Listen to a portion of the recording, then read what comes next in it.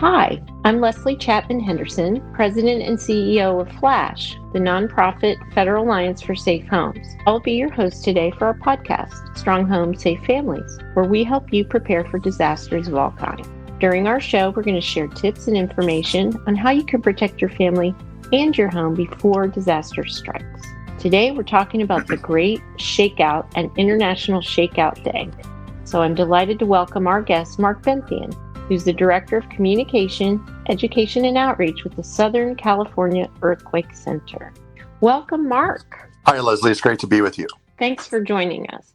So before we get started to talk about the job and SCEC and this major, wonderful initiative that you lead, can you tell our listeners a little bit about you and your background? I'm one of those rare people these days, I think, that are still in their first job out of college, though the job has changed quite a bit. The first employer, I've been with the Southern California Earthquake Center now for 24 years. And it's been a real fortunate and really a fantastic opportunity with an organization that really has always been quite visionary in what it is looking to accomplish in terms of reducing earthquake loss and really understanding earthquakes and helping the public understand those and make good decisions.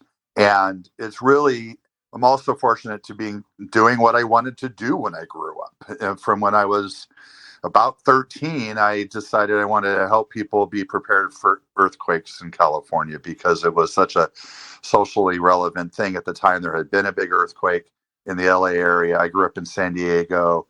I was always interested in science and really looked and said, oh, I want to help people with earthquakes. At one point, I thought that would mean working as a scientist with all the scientists I work with now on, helping to understand earthquakes and even predict earthquakes. Along the way, I found that I really enjoyed some of the work I was doing while at UCLA in reaching out to the public to see if we could put seismometers in their backyard after the Northridge earthquake, for example, which happened while I was a student at UCLA. So a lot of work like that I was doing as an undergraduate really exposed me to the need for that type of education and outreach. And so that's where I went into that, working now at the Southern California Earthquake Center, which is based at the University of Southern California, but has 70 plus institutions around the country and around the world with scientists that work together on understanding our earthquake threat in California. So what did you study? You said you came to your role straight from school. What are your studies? Yes, so my bachelor's at UCLA, my bachelor's of science was applied geophysics. And while at USC, I also pursued a master's in public policy, which I received in 2003. So that just kind of to complement the science side, to have that education that would be relevant to a lot of the people that we work with. It sounds like a perfect complement. Yeah. So what is your role at Southern California Earthquake Center? And I'll go ahead and just start calling it SCEC so our listeners know that's what we're talking about. What is your role and how did it lead to the creation of what we know is called the ShakeOut? Yeah, so as the National Science Foundation and U.S. Geological Survey funded center, there's a requirement that, of course, we have a education and outreach program to kind of develop broader impacts of the science and to communicate those. And so that has always spanned programs for public information as well as programs like internship programs and other ways to develop the next generation of scientists. And so that is what I came into back in 1996 as an assistant in those programs. And as of 2001, the director of what we now call Communication, Education, and Outreach, or CEO, but not the CEO, but the CEO program. And really, by 2003, I was seeing that a lot of the groups that we were often working with, we would do kind of one event at a time. And I said, what if we all came together to coordinate our activities, especially as in 2003, we were coming up on the 10-year anniversary of the Northridge earthquake. So what if we came together? So we created what we call the Earthquake Country Alliance, a Southern California public-private partnership group that really just to help us all work together in a more integrative way. And one of the things that we did that was interesting was we really created that group as the entity and did not call it SCEC's Earthquake Country Alliance. And that really was effective in having everybody come to the table in a uniform way. And I think probably, Leslie, this is something that is similar to what was done when Flash was created, bringing people together under a common umbrella. Exactly. And for earthquakes in our case and hurricanes in your case. And by doing that, we organized a really great anniversary event, but we also updated a booklet that we'd had for a number of years. We created in that new booklet the 7 Steps to Earthquake Safety. That booklet was called Putting Down Roots in Earthquake Country, created by Dr. Lucy Jones. Just after the Northridge earthquake, we updated it for the first time and kept doing that. We kept kind of doing these collaborative activities and were inspired by the 1906 centennial anniversary in 2006 of the San Francisco earthquake from 1906. And we're inspired by a lot of the activities that happened there. We looked forward, what can we be doing in Southern California to similarly? And there was the 1857 earthquake, an even bigger earthquake that happened in Southern California. And so we were coming up on the 150th anniversary of that. So you can see anniversaries are always very important in this type of work. And we were really leveraging that. And one activity that was getting underway too, again, led by Dr. Lucy Jones at the U.S. Geological Survey at the time, was a study for what a big earthquake on the San Andreas, the southernmost San Andreas fault that hadn't moved, not in 1906, not in 1857, but really since about 1700. What would happen when that part of the fault ruptured in the modern world and how it would affect all of the region? And that became, in the conversations for that scenario that was being developed, it was going to go on involve hundreds of scientists and engineers and policy makers and others. We decided that was going to have an exercise component to it where the state was organizing a big public sector exercise. But we said, what if we involved everyone else in that exercise? Like literally everyone else of Southern California, or at least a large percentage. And we said that we would call the Great Southern California ShakeOut. The scenario became known as the ShakeOut scenario, and it talked about $200+ billion in losses and the 50,000 plus injuries requiring hospitalization and many other factors, and the importance of how fires following that earthquake might double the losses. So the importance of fire following earthquake is always a big issue with earthquakes, but really for that scenario was quite significant.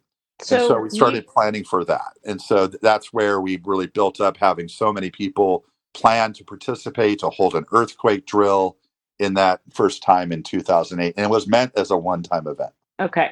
So let me just recap, make sure, because that's a great amount of history. So essentially what happened is you guys merged a very typical kind of research effort to create a scenario saying, what if X level earthquake occurred? What would be the outcomes on this Y location, in that case being Southern California?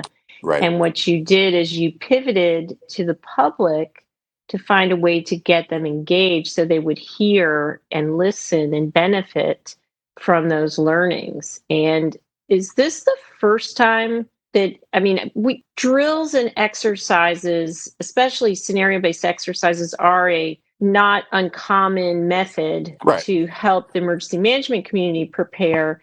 But is this the first time that the public-facing aspect was as broad-based as the first ShakeOut was? I think that's fair to say, just as broad as it was. So we involving nearly every school district in Southern California. So Southern California population at the time was around 22 million, depending on which counties you count.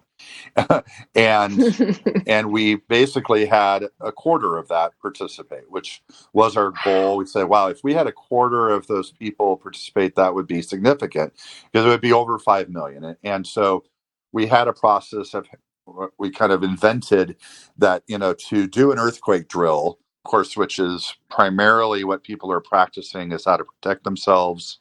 Some organizations extend that to a broader test of their overall emergency plan. But minimally, you're dropping to the ground where you are. You're covering your head and neck with an arm, and you're looking to see if you can crawl under something for additional shelter nearby and holding on to that for the duration of the shaking. And we created that. Before you can get down under your own desk, you need to go to a website and register. It was completely made up that registering is what you do for a drill like this. But what we were basing all that on was social science research, too, that said how you get people motivated to take action. This is the actionable risk theory by Maletti and Bork and Wood and others who really had looked at it across multiple hazards, including terrorism. But how you get people to take action is that you have them see other people taking action, similar action like you want them to do. You get people talking with each other. And then you also, it's really key that when you are talking about the danger, that you're talking about the solution so that it's actionable. So that they're seeing the social cues, they're talking with each other as a social milling factor, and they're getting that actionable information. So we actually applied all those principles to ShakeOut with the goal not to get people under desks, but the goal to get people talking in the way that actual earthquakes do. Because what we see time and time again with earthquakes and probably other disasters is that people get prepared after the disaster. They say, now we're motivated. Now we see what can happen. Maybe they're seeing it from another country. Maybe they're seeing it from another part of their state. And now they're taking action. That happened in the 2019 Ridgecrest earthquakes in California last year, where there's a lot of merchandise of the items that you use to secure furniture and TVs and things so they don't fall, were really sold out from the suppliers after the earthquake happened. Right. So what can we do to create that effect without having to have the earthquake? And so that's what the real initial purpose of ShakeOut was, to create something that would be big, that would you would have a lot of that dialogue happening without having to have the earthquake itself. So this, to me, this is by another name, socially normal activity. When people think it's something everybody does and that it's a normal thing to do, and there's a solution component, and they feel like they can make a difference, is when you can affect that behavior change. But going back for a second, I want to make sure before we move through the actual drill itself, I think it's really important to just explain to people what that entails and when it occurs and how long it takes, because it sounds like more of an undertaking perhaps than it really is, which is part of the beauty of the ShakeOut, is how easy it is to be a part of it. The minimal activity is practicing how to protect yourself during an earthquake shaking. And that can be as little as a 1 minute, stopping what you're doing, getting down, getting under something, because the number one sources of injuries, that's time and time again has been shown to be in falling objects where you are, or even flying objects, things that are being thrown by the shaking, and less so any type of building collapse that can happen. But while you might have a few building collapses in a region, the stuff is going to be flying in every room in that region, every building, every room. Glass. There's going to be broken glass. So there's all those hazards, far more likely than more serious collapse type hazards. And so practicing that is really key. Now, some people do more than that, and we really encourage that, but there's no real strong requirement besides doing something to practice what you do during an earthquake. And so let's go ahead and take a moment so you can dispel some myths. There's one thing that people may think they should do as opposed to, dropping and taking cover. What is the number one prevention activity myth? I'm not going to say what it is. I think I know what it is, because it's what everyone used to think you were supposed to do, right? So, yeah, there's two. There's either running outside and there's getting in a doorway. And standing in the doorway, right? That was the other. And so let me ask you this, because in other situations, like with hurricanes, sometimes today's myth was yesterday's advice. Yeah. Was it ever part of the Earthquake Safety Council or recommendation that you stand in a doorway? Years ago, and it should not have been, it was more of I think in the terms of a urban legend or mode where it came from. Some say it started because there were pictures of collapsed adobe buildings in the 1800s from some earthquakes in California, where the only part left standing was the wood frame of the door. That was the only wood part of the building. Some say it was early construction. The door frame was stronger of sorts around it. And so therefore that's a safe place to be. And so that went forward. Gotcha. I haven't seen any official recommendation except in passing since the 80s. Well, since the 80s, the drop cover hold on, or earlier called duck cover hold on, has been the primary message. Sometimes you'll see in earlier documents that if you can't get under something, get in a doorway. The problem with doorways is it really doesn't protect you from things that are falling or flying. You imagine it's 6 inches or so of it. The idea that it's going to hold up while the building falls around you, and that you within that doorway space are going to be safe when the building collapses around you, like there's some sort of force field there in the door frame, that nothing's going to come into the door frame. Right. It's just when you start to think through it, that sense of safety that, oh, this is somehow a strong place, it just doesn't really pan out. And unfortunately, we have a lot of media depictions and movies and TV shows, and maybe at times over the years, often, good sounding advice from officials Fact and others versus fiction, right? saying that. So, and then running outside is not a good idea because things often fall off of buildings long before the building is collapsing. And, you see it time and time again with especially brick buildings where there's a pile of brick on the sidewalk, but the building itself is still standing there. It's just the facade that has fallen. And if you had stayed inside, you would have not been hit by the falling bricks. So those are two of the types of things that we try to dispel with ShakeOut. And those are really important things to talk about for those that are unfamiliar with the council. So thank you for this. All right, so let's go back to the ShakeOut. You guys started with the goal of getting a quarter of the 22 million population. You got 5 million. How many did you get last year in 2019 to participate? Yeah, and again, that was a one-time event we were planning, and it was really by popular demand that it then grew to be statewide in 2009. And then other states, actually Nevada and Guam, joined in 2010, and then it kept expanding. So in 2019, we had 10.8 million Californians. We had 21.7 million participants across the entire U.S. So we had participation in every state and territory. Now, certainly the states with higher earthquake hazards had more people than those with lower. But it's interesting to see people practicing everywhere, because not only, maybe it's not because the earthquake is going to happen where you are, but you may travel, maybe not right now, but you may travel to in the future to a place that can have an earthquake, or you or your children may go to school somewhere else. All of these factors, you may be on a work trip or you may move somewhere, and knowing how to protect yourself when you're in that situation, even if it's not a common thing where you are, is really key too. And then globally, we've had other countries come in, and also like Japan and New Zealand having national drills called ShakeOut now, and other individual participation of schools and colleges and businesses and individuals around the world, and nearly 68 million people in total last year holding earthquake drills that are associated with ShakeOut. That's fantastic. Congratulations. I mean, the lives that have likely already been saved and will be saved in the future, just based on a simple idea that you guys have grown, it's just incredible. It's really exciting to be able to share kind of some of the lessons learned taking out of this to help others learn how to apply the social science. And that's one of the keys too, is you always really have to start with understanding where people are today and what they're thinking today.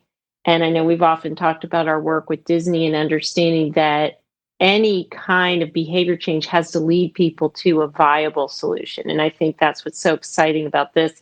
But the discussion around what they should not do as well. Because, when we talk about hurricanes, we talk about masking tape and don't use masking tape, even though in the 70s there were brochures given out by the authorities saying this is because it's the best that we had, but things change and they get better. Right. So Right. speaking of that, so you've got a highly successful global initiative. And I know the shakeout in some cases is on different days based on the local needs, Yeah. but what is the date for 2020? And do you have anything, is there any change to it because of COVID? Have you adapted to the oddness and the challenges of this year?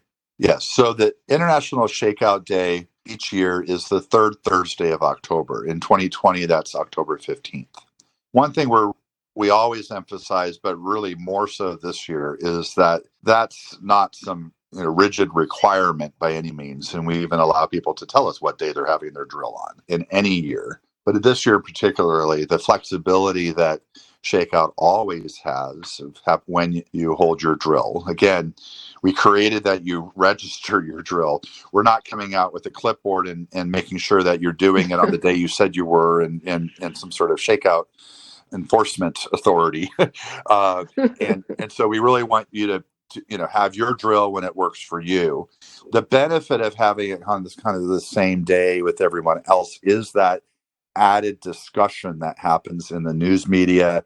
It trends on Twitter each year and other social media with people sharing pictures. It's really incredible, actually, to the national and international participation and seeing that show up and people having fun with it or learning things with it and sharing pictures.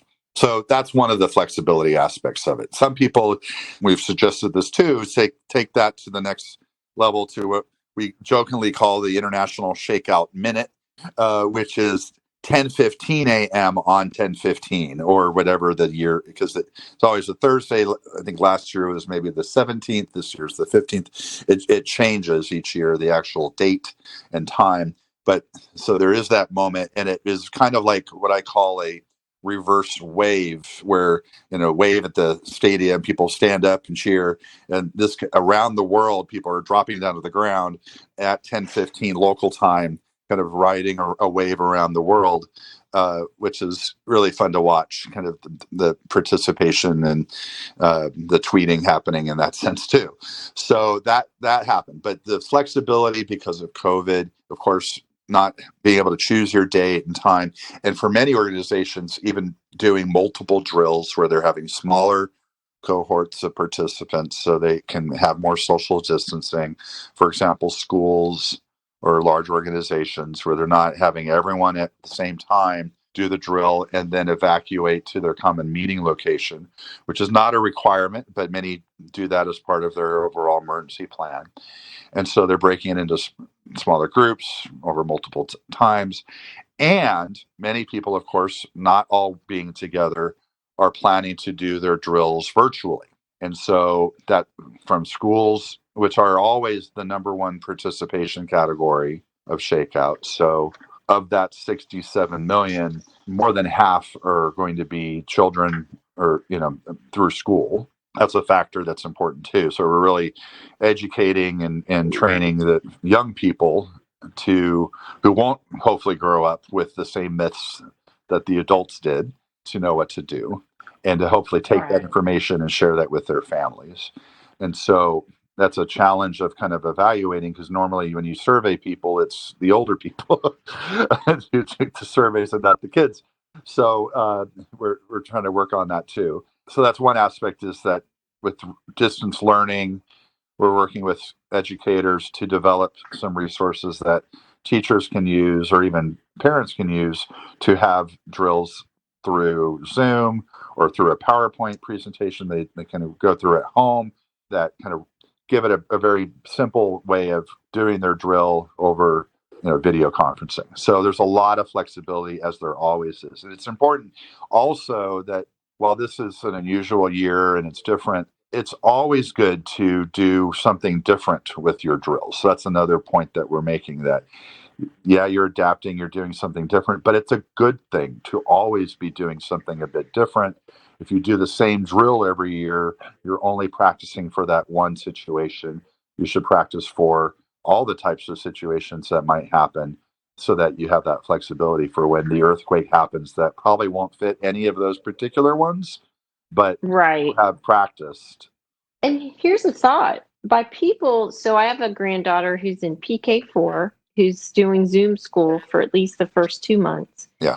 And her participation in the shakeout is going to expose the rest of her family. That's right. So there's a little silver lining there from what I hear you saying, that you're going to be able, mom and dad are going to see the drill firsthand instead of it just happening at school. So there's your plus side, is you're going to be able to expose it. I was just sitting here thinking and wondering how big of a Zoom call, if you probably set a record. It'd be kind of a fun thing to see how many people can fit on one Zoom. I mean, and how tiny could all of those little headshots be on the screen. Right.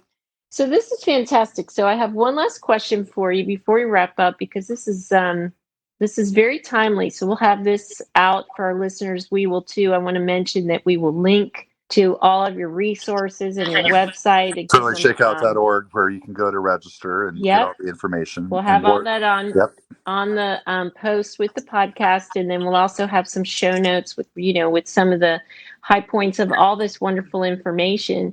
But before we wrap up, I think my last question is, if you think past this year and maybe even past the next 10 years, what's your reach goal or vision? I mean, you've already accomplished so much with this, but what is your vision for where this can go? And when it happens, you will know that you've done all you can do here. Is there any kind of really super stretch goal? I mean, you're really good at those, obviously, because you've already reached so many, but is there anything for the future of the shakeout that you want to see happen?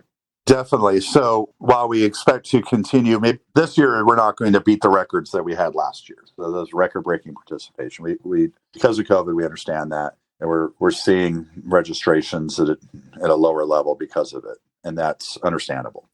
We hope to be able to bounce back and to keep expanding to new countries and to really create a global conversation for earthquake safety and people working together, and continue to do that. But that's kind of more of what we've been doing, and there's a certain trend for that. We also want to really be further encouraging other actions. We have the 7 steps to earthquake safety, what to do before, during, and after. Shakeout focuses largely on the during, how to protect yourself. We always provide all the other messaging too. But one of the things, through our support from FEMA's Building Science branch this year, which provides support to us to coordinate with all the different shakeout states and territories and multi-state regions. We're going to be building in the ability not just to track how many people are participating, but also how many items have been secured, such as TVs and bookshelves and kitchen cabinets and all those types of things in homes and businesses and schools, and portray that in a similar way with the social science, having people be able to show what they've done so that more people will take those actions. Because if you've secured everything, then there's a lot less worry about things falling or flying in the space you're in. So it's kind of a 1-2 connection, really reducing the injuries. So that's one aspect. And of course, continuing to message about people having their drills together, because that's a real world situation that people are going to be experiencing, not just an earthquake within their own organization, but with those that are maybe in the same building or the same block. So that's where we're really going. And I think as we have actual earthquakes in areas that have had shakeout drills, really learning the lessons there about, how people are really acting during actual shaking, who's still running outside and why, and those factors, I think, are just going to help us continue to improve how we message and encourage participation in shakeout. That's fantastic. So thank you very, very much, Mark, for all of this great information. As I mentioned, we will have it all posted there. And I personally am going to talk within our partnership to see if we can try to set a Zoom record for this year, since we won't have different kinds of records. Maybe we can do something with a virtual shakeout creatively. But I want to thank everyone for listening to this week's episode of Strong Homes and Safe Families, and remind you, please visit us at flash.org, because we do have the information, as Mark was talking about, to go along with the safety mitigation. We do have animations and tips that we've worked with, and Mark is very kind to serve as one of our advisors as we create content and information to help people protect themselves and their homes from earthquakes. We'd like you to also know that you can always call us at our toll-free number, 877-221-SAFE, or email us at info@flash.org with any questions you have. Don't forget to subscribe, rate, share, and provide a review for us on iTunes. Until next time, thank you.